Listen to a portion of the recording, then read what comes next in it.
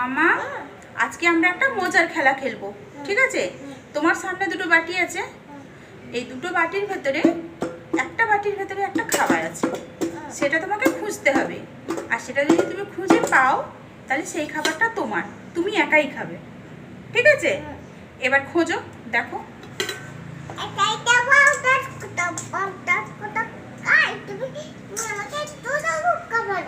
ঠিক আছে, আরো একটা বাটি আছে, সেটা দেখো।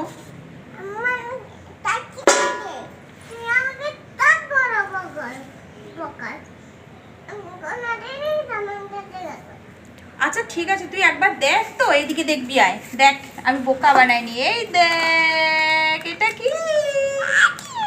তাহলে আমি তোমায় বোকা বানাইনি, তুমি খুঁজেই পাওনি। এবার কেমন লাগছে? খেলাটা খুব ভালো না? কেমন লাগলো খেলতে?